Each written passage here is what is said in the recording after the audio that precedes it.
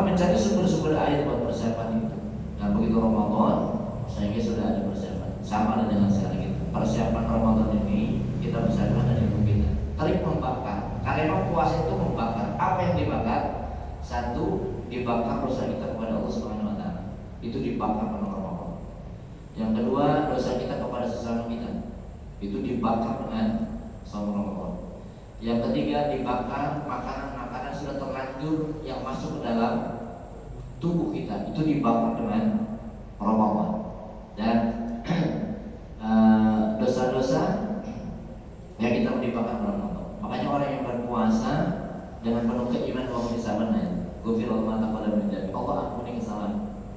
Seperti bayi, bahkan dalam hadis yang lain seperti bayi yang baru dilahirkan, bersih kembali. Nah, untuk mencapai target itu maka itu karena asyam adalah satu aturan, satu ibadah yang harus ikut aturannya, nggak boleh sama kita ikutin aturannya. Ini misalkan ada waktu berbuka, waktu kita mulai sholat dan siang kita nggak boleh hubungan suami istri karena itu membatalkan, maka nanti kita tunggu sampai yang setelah buka, setelah tarawih itu boleh kalau Allah betul betul gitu. Nah maka targetnya mudah-mudahan jadi orang yang takwa. Saya yakin kalau batal puasa mah udah paham lah, dia makan minum pada siang hari dengan sengaja itu batal. Kalau lupa kan nggak apa-apa. Tidur sama istri itu juga membatalkan puasa. Kalau lupa ya nggak apa-apa. Tapi kebangetan banget. Kalau hubungan itu mah malah bukan cuma batal, karena denda tuh Pak.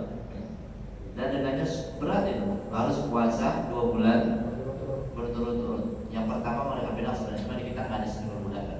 Kita ambil yang kedua, berarti kena denda 2 bulan berpuasa, berat.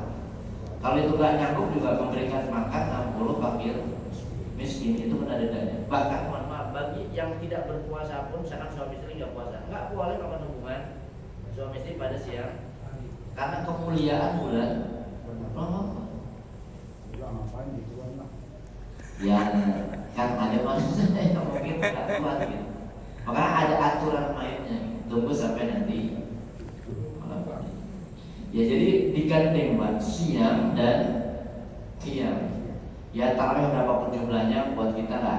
Kalau kita sendiri biasa, paling 20 atau 23 witir ya 8 gitu. Tapi kalau sendiri misalnya kita nggak sanggup boleh 11.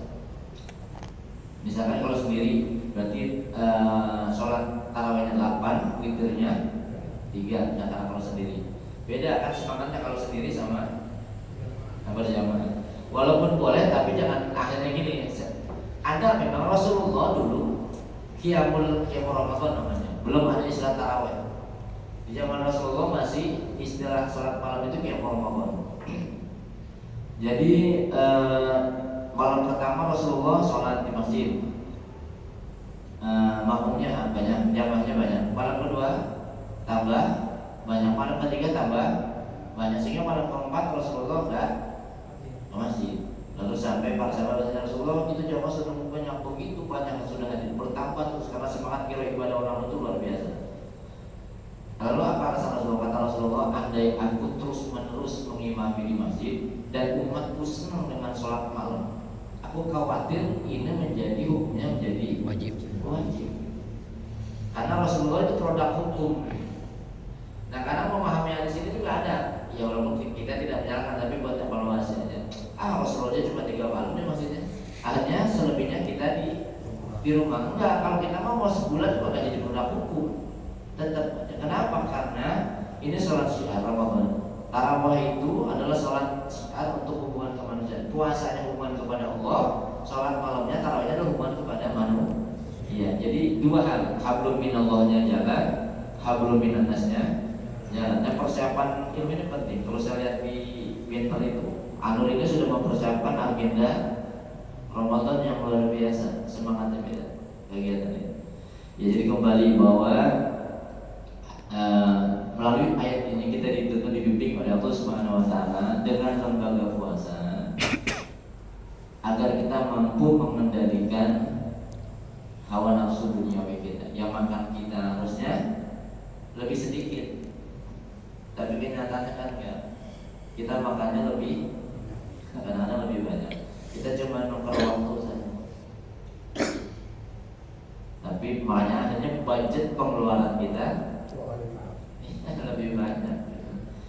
Ya jadi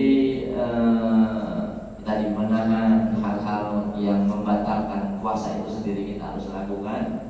Yang keduanya adalah membatalkan, ya kita menjaga hal yang membatalkan pahala puasa kita. Kalau para sahabat dulu